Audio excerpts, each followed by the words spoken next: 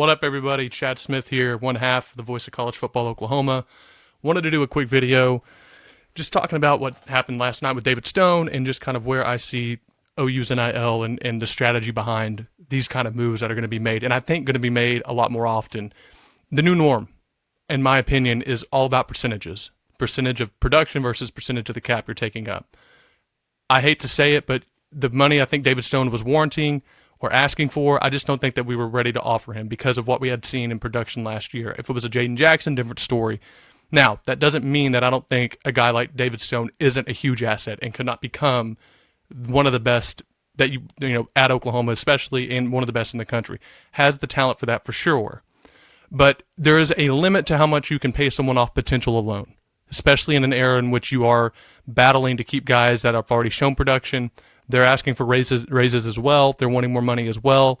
And you have to have a way in which you objectively observe and objectively analyze what you are paying to each player.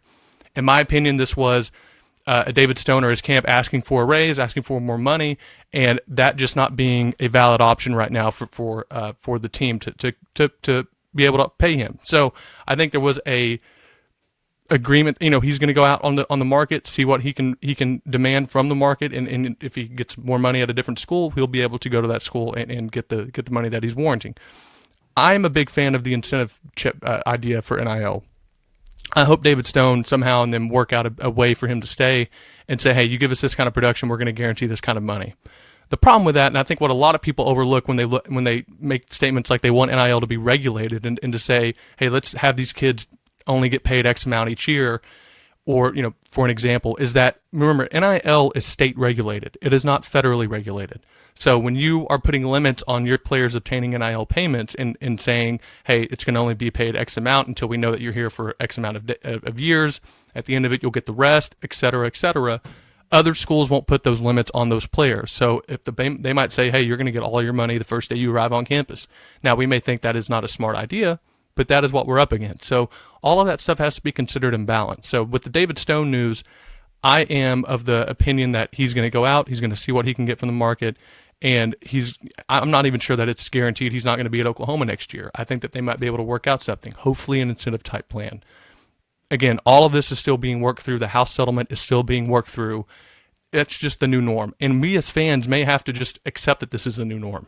You know, Alabama, remember when they were running through their whole dominant stretch of a couple decades, they were able to keep five-star guys as their third-string players.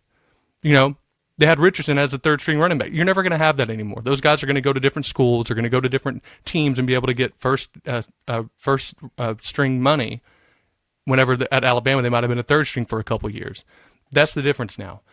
You know, I think we just need to be realistic on what a lot of these players are going to demand. I think we need to be fair to a Jim Nagy who's shown the best ability to evaluate talent, to come out and get guys that are, you know, in relation to how much they're getting paid. They're giving us that sort of production. So again, I think it's percentage of production versus percentage of the cap you wanted to take, especially at a place like defensive tackle where we have Demonic Williams, Grayson Halton, and you know, Jaden Jackson returning.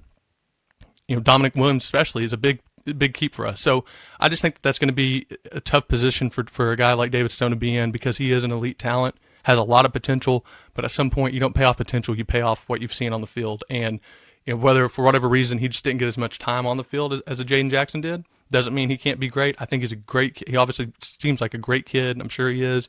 Obviously extremely talented. But again, we have to live in the world of reality, and right now it is just, I think, all about how much you're demanding from the cap versus how much production we're getting from you.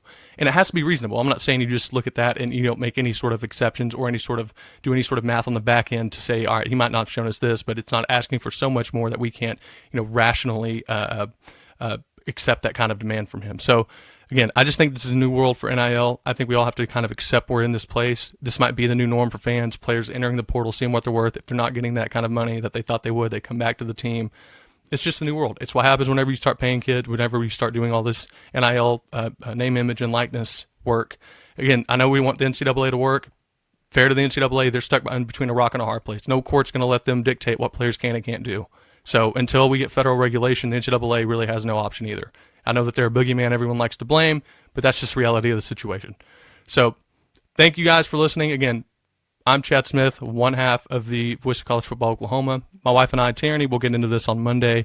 I have a lot more to say about the NIL situation, especially the guys we got from the portal, Jay Knott, and the center from Stanford as well. And I just think that there are some really key things that a lot of people overlook when they discuss their frustration, both with the portal and then kind of how they want to see that worked out and changed. So again, thank you all for listening. We'll see you Monday.